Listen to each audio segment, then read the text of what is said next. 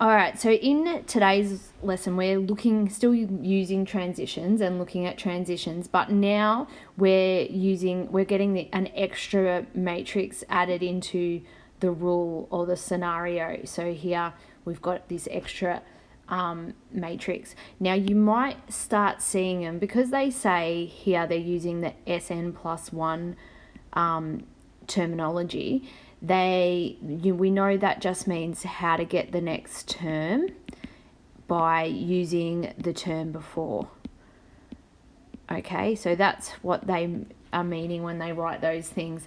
Now you might also get them referring to this as the recurrence relation, because that's what a recurrence relation is, because we've seen this type of wording in our finance, so that's what you might say recurrence relation.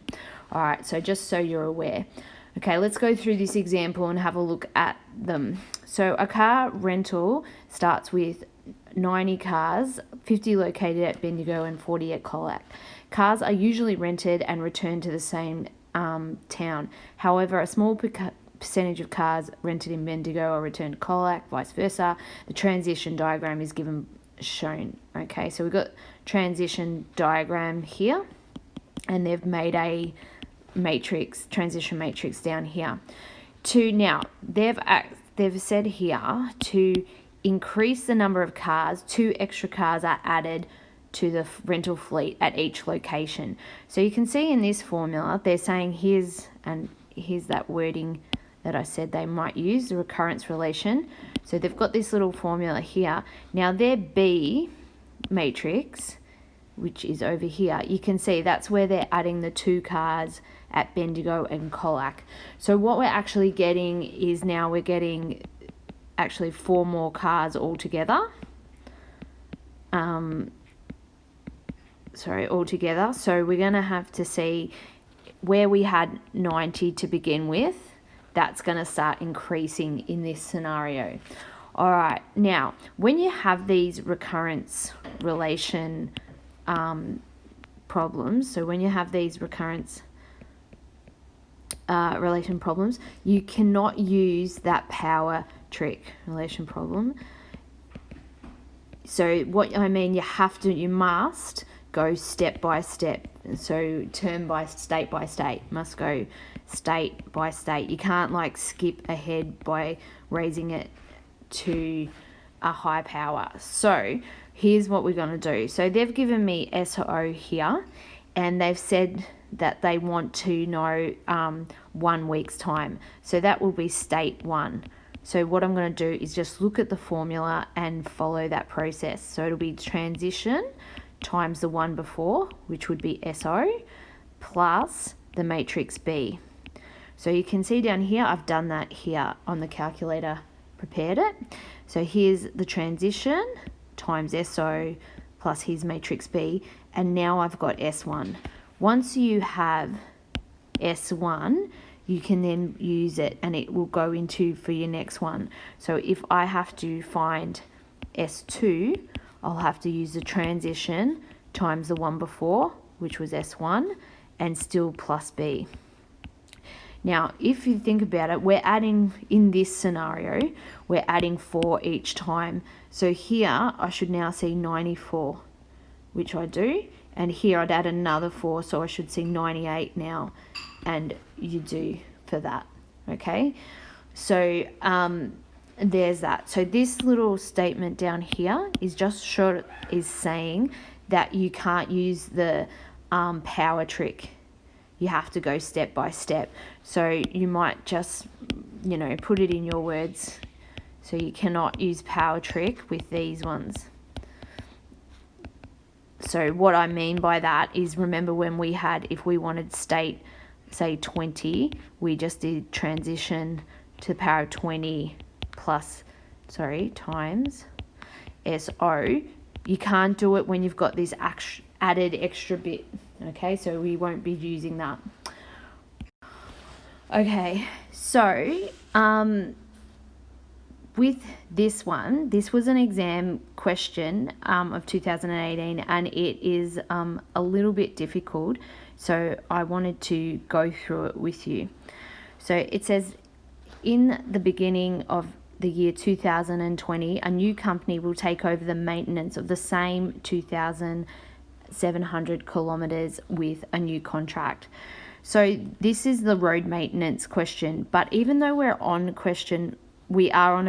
new question, even though they're referring to the scenario of the question before, we're on a new question, and I want to make it clear that in an exam you won't have consequential marks. So if you're at this point, you should be able to work everything out without using anything that you've found in the question before, unless they're saying use it, and they're not saying it here. There's no little blurb there. So we just got to be careful and make sure we read everything. Now, because they've said this company is going to be maintaining this 2,700 kilometers up here, it means that they're only ever going to look after that 2,700. So we should never be gaining any road. This is a contract or whatever for this part of the road. So that was sort of an important point, because it means when you add up your state matrix, say after week 1 or whatever, you have to have still 2,700. All right, so we'll continue on with this question. It says, let MN be the state matrix that shows a highway maintenance schedule of this company for the nth year after 2020. So what I'm saying with that statement, so every state, if say we have M1, that would be 2021, but M1, when you have it as a state matrix, so if you can look, we can look down here, we've got G, R, S, and N. That's going to have to always add up to 2,700, okay? That's what I'm trying to say. So even when we're going to have some adding and plussing, we're going to make sure it still adds up to that. So for the maintenance schedule for 2020 is shown in the MO down below. So you might just write above here so you know there's 2020. And for these 2,700 kilometers of highway, the matrix recurrence relation shown below can be used to determine the number of kilometers of the highway that will require each type of maintenance. So the maintenance will change on every part, but in total, we're only looking at this 2,700. So you can see here, they've given this formula here, this recurrence formula. And we've got this extra bit, the B. Now, and I'm just re-emphasizing, because the state matrix needs to remain at a total of 2,700, this B matrix needs to add 0 amount of kilometers. So even if you're adding something else, you'd have to then take away from another area so that it remains a 0. So if you look down here, they've asked us in the first question, write down the value of K. Now, so what I was saying is this has to add up. This has to add up to equal 0. Okay, so if I've got negative 60 here, but this one is plus 10 and I've added 20 then. So what does, I don't know why I've written that there, sorry. What does K need to be? 30. Yeah, so plus 30. And that's how we knew that K equals 30. All right. So this is a whole new scenario. Don't use anything, because in question 3 previously in this exam, you had found out 2019. So we don't need to look at that. We just got that. So now we've got 30. So even though I'd add some of them in the areas, I'm taking away. So if you add up, that's 0. So I'm not affecting the total. Okay, so then it's asking how many kilometers are to be graded in 2022. Okay, so what you need to do is we need to then go do the steps. So we've got MO and we want 2022, which is actually going to be M2.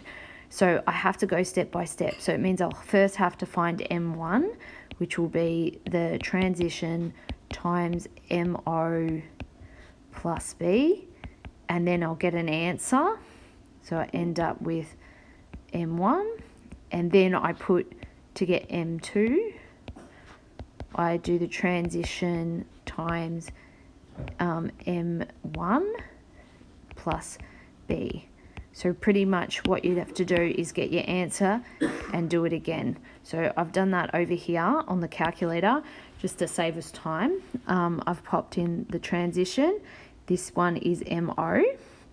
This is B, and then I get this M1, and you can see I've popped that now into here because this is the transition, M1, B, and this is M2 answer. So if you added these up, we'd still get 270.00, and same with the next one. It's not changing the amount that we're doing, it's just changing what type of maintenance they're getting. All right, so question 3. On Sunday, matrix V is used when calculating the expected number of visitors at each location every hour after 10. So, sorry, you probably do need to know a little bit of the back history here. It was talking about some theme park, and you had locations. So you had Air World, Food World, Ground World, and Water World. And so there's those letters there. So just that's pretty much all you needed to know a bit about the scenario. Okay, so they're going to show how the visitors move from those different locations, and we're saying 10 a.m. is like your beginning. So they're sort of given you a little bit of a thing there. They're telling you that maybe 10 a.m. is your SO, okay, or your beginning. Oh, and they're even using LO, so I'll just change that so you guys know. They're not using the letter state, they're just using LO. Okay. All right. So the number of visitors is expected at each location at 11 a.m. on Sunday can be determined by this product matrix. So this is giving me, they don't really say it's the way you keep getting every hour. They're just saying this is how you get 11 a.m. So you use the V matrix and you times it by LO, which we know is 10 a.m. All right, so that's how they've told you. Now they've said down here is safety restrictions require 4 locations have a maximum of 600 visitors. So you can't go over 600 at the location. So which location is expected to have more than 600 at 11 a.m. So I need to go find 11 a.m. So I'm going to use this formula. So I've done that here. So V times LO, because they gave me those two things. And I've got this. And now remember, this is the location A, F, G, and W. So which one is over 600? It's Air World. So that's what they're asking, which location. So I'll just write that, Air World. So I had to work out. So whenever there are 600 visitors, more than 600 visitors expected at a location on Sunday, the first 600 visitors can stay at the location, and all others move directly to Ground World. So what we're going to see is we have, so they want to move out anything that's over. So at the moment, this one is over 600 and they have to go in there. So to get this one down to 600, I'd have to minus 210, and then I'd be adding 210 into Ground World. Okay, so the state matrix Rn contains the number of visitors at each location n hours after 10 a.m. on Sunday, after the safety restrictions have been enforced. So now we have to, first we work it out. So we worked it out, but then you have to put in this safety restriction. And they're still saying RO is this one, which is what we had. Now this is pretty much the safety restriction movement here. Okay, so we need to work out, and I think that's what restriction movement. Okay, so they want us to show what B1 would be. So really all I have to do is I'm doing a column matrix. So what I want is to make this happen with a matrix. So what I would do is I'm going to add a matrix that has minus 210 here. Nothing happens in Food World. we add 210 in groundworks and nothing happens in there. So that's what B1 is. So just remember that's air world, food world, ground world.